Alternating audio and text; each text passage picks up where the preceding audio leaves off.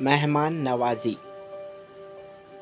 ہمارے پیارے نبی کریم صلی اللہ علیہ وسلم اور صحابہ اکرام رضوان اللہ تعالیٰ علیہ اجمعین نے مہمان نوازی کی وہ مثالیں قائم کی ہے جو آج بھی تاریخ میں سنہرے حروف میں لکھی ہوئی ہے۔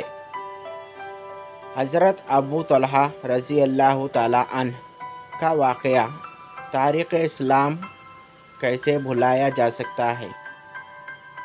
جب آپ صلی اللہ علیہ وسلم رسول پاک صلی اللہ علیہ وسلم کے مہمان کو کھانا کھلانے اپنے گھر لے گئے، گھر میں پہنچ کر بیوی سے کھانے کے لیے دریافت کیا۔ معلوم ہوا کہ صرف بچوں کے لیے تھوڑا سا کھانا ہے جو مشکل سے ایک ہی آدمی کو پورا ہو سکتا ہے۔ آپ صلی اللہ علیہ وسلم نے بیوی سے کہا کہ بچوں کو کسی طرح بھوکا سلا دو، اور مہمان جب کھانے کو بیٹھے تو کسی بہانے سے چراغ بجھا دیا۔ اس کے بعد حضرت ابو طلحہ صلی اللہ علیہ وسلم مہمان کے ساتھ بیٹھے اندھیرے میں خالی منہ چلاتے رہے اور اس طرح آواز نکالتے رہے گویا وہ بھی کھانا کھا رہے ہیں۔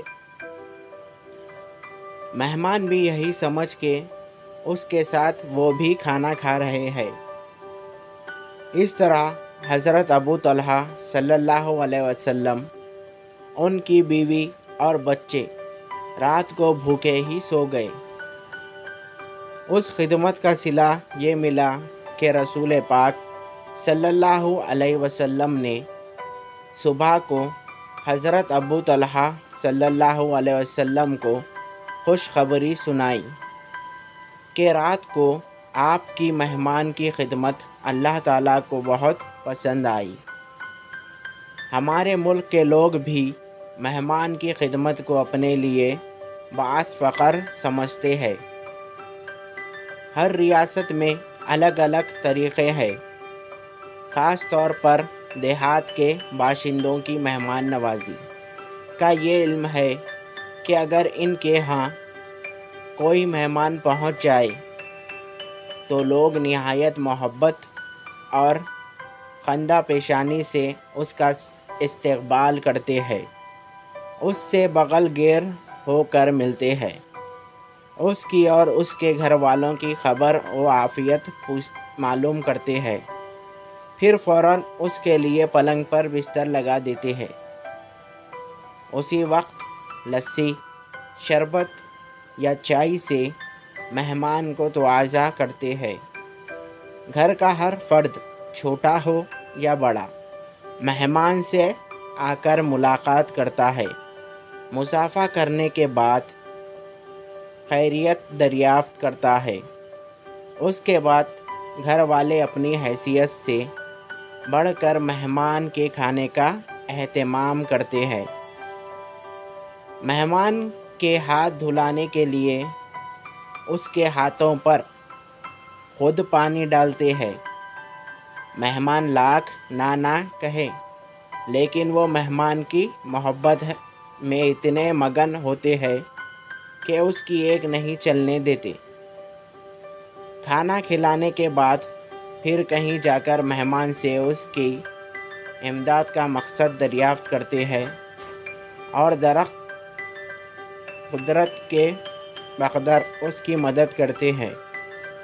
یہی نہیں بلکہ کوشش کرتے ہیں کہ مہمان کم از کم ایک رات اس کے ہاں قیام کرے، اگر ٹھہر گیا تو اپنے لیے خوش قسمتی سمجھتے ہیں۔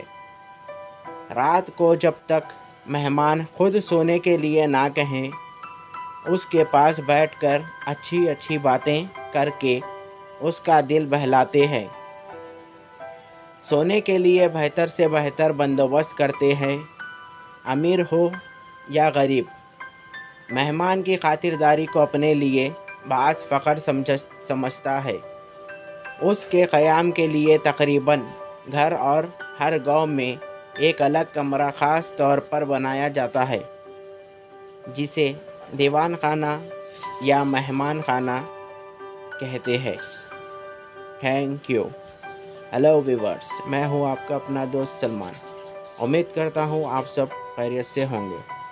اگر آپ میرے چینل پہ نئے ہو تو میرے چینل کو سبسکرائب کریں اور بیل آئیکن کو آل پہ سیٹ کریں تاکہ میری ہر آنے والی اسٹوری کا نوٹیفیکیشن آپ کو ملتا رہے۔